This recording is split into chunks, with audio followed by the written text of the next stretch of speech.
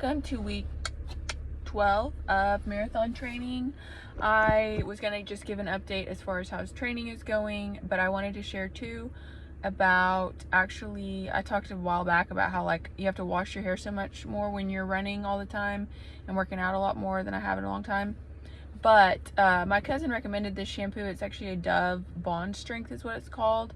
I'll try to put a little picture, and it has like shampoo, conditioner, and like a serum, and it's super cheap. It's cheaper than Herbal Essence, and I have really liked it. It's been very nice, it smells good, and it's just nice because I feel like it's been good for my hair with as much as I've had to wash it. So definitely recommend if you are a runner and you want to wash your hair a bunch, like every day, which I don't normally do. But anyway, update on training. We're in week 12 of 20, and this week was a deload week, which we have one of those every 3 weeks, so our mileage gets about cut in half, and it's just like an easier week.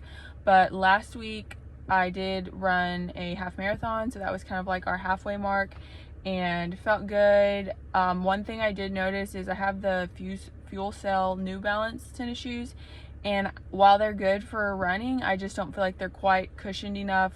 Probably need some Hokas or something a little bit better for like long distance running, because I just noticed my feet were starting to hurt, and it was like it felt thin. So I do not think I'm going to actually run the marathon in those, but that's why it's good to practice in training and just see what works. But the 13 miles felt good. I was like racing the sun. That's another thing I'm finding right now is the workouts are getting longer, and it used to be kind of hot, now it's cooling off here in Texas, but I'm finding that it's hard to find time to get in your run and it not be too hot outside, but then the sun not going down. But I think as things cool off, it won't be so hard. But that is another thing, it's just hard to find time to get your runs in. And so I ran the 13 miles from about 5 p.m. to 7 p.m. and I truly was just like, I gotta run. It was supposed to just be like an easy pace, but I was like, I am gonna have to pick up the pace, otherwise it's gonna be dark out here. And I was like running around a big lake, and so I was like, there's gonna be critters that start coming out. And so anyway, that went well. We got 13 miles. I haven't run that far in over 10 years, but felt good. And to give you an idea of our mileage right now, last week I think we put in about 33 miles for the week, but then this week, which is a easier week, we're at like 17 miles for the week.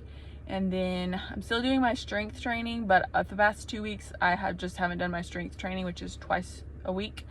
And then one other thing is, about 2 weeks ago I started to get a little bit like a head cold, and so I took a full week. One of my full weeks I pretty much skipped the full week, and so I'm honestly not worried about it. I think it's a lot more important to not get sick in the middle of training. So I just totally took the week off, didn't do my long run, didn't do anything, and didn't end up getting sick. But I think that's a big part of training, is just not getting injured. I also noticed, so I feel like I'm at the point of training where it's important to listen to your body and not push it too much, because you don't want to injure yourself or make yourself sick and miss 3 weeks versus just missing 1 week.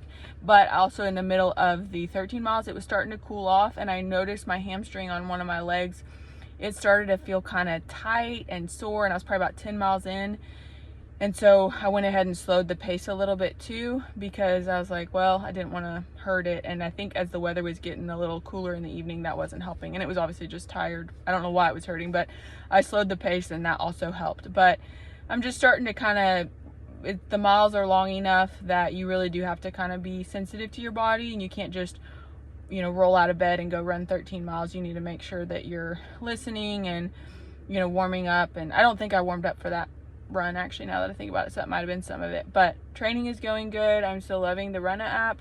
I am going to look for new tennis shoes, because I think I need something that has more cushion. So love New Balance, very loyal New Balance person, but maybe not for marathon shoes, or maybe I just need something a little higher quality than the Fuel Cell shoe, which I'll try to put what I run in. I think I have a short about it or something. But anyway, training is good. We are 8 weeks out.